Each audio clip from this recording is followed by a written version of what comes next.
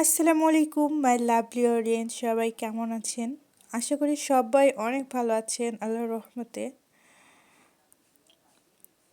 একটা ভিডিও বানানো ছিল, তো আজকে হঠাৎ করে মনে হলো ভিডিওটা এডিট করা দরকার, তো এডিট করে আপনাদের সাথে শেয়ার করছি। আশা করি পুরো ভিডিওটা দেখবেন এবং সুন্দর একটা কমেন্ট রেখে যাবেন। আচ্ছা, পরিস্থিতি সত্যিই মানুষকে অনেক কিছু শেখায়, তাই না? এটা যখন মানুষ খারাপ পরিস্থিতির মধ্যে দিয়ে যায় তখন বেশি ফিল করে।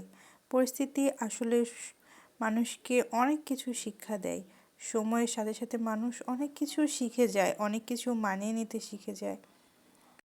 জীবনে সৎ থাকলে পথ কখনোই সহজ নাও হতে পারে, কিন্তু শেষটা শান্তির হয়। পরিশ্রম কখনো নষ্টও যায় না। সময় নিলেও ফল একদিন আসেই। অন্যের ক্ষতি করে পাওয়া সাফল্য টেকে না, আর নিজের সততা হারালে সবই ফাঁকা। ছোট ভালো কাজগুলো একদিন বড় মানুষ বানায়। ধৈর্য মানুষকে শক্ত করে, আর সময় তাকে সঠিক জায়গায় পৌঁছে দেয়।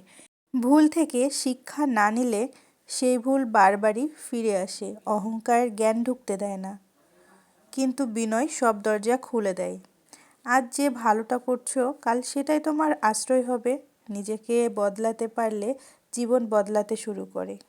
কথাগুলোর মূল্য সবাই সব সময় বুঝতে পারে না। যখন পরিস্থিতি তাদেরকে ওই সময়টা পার করায়, তখন তারা ঠিক বোঝে যে এগুলো জাস্ট নীতি কথা না, এগুলো বাস্তব কথা। এগুলো মানুষের জীবন থেকে শিখে।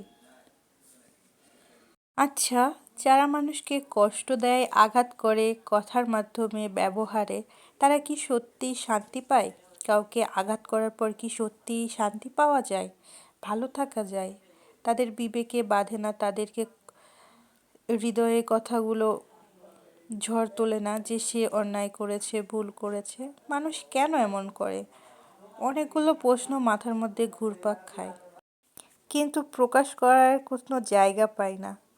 কারো কাছে বললে হয়তো বা কেউ না কেউ ভাববে এই মেয়ে নির্ঘাত পাগল, কেউ বলবে যে ফাউল বকে, কেউ বলবে অযথাই দুশ্চিন্তা করে, নানান কিছু মানুষ ভেবে বসে থাকবে।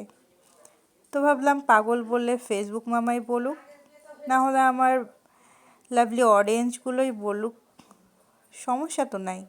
কিন্তু আমি একটা জিনিস আটকে রাখতে পারি না। আমার মনে কিছু হইলো কি আমার মাথায় কোনো চিন্তা ভাবনা ঘুরছে, সেটা আমি প্রকাশ করা ছাড়া ভেতরে রাখতে পারি না।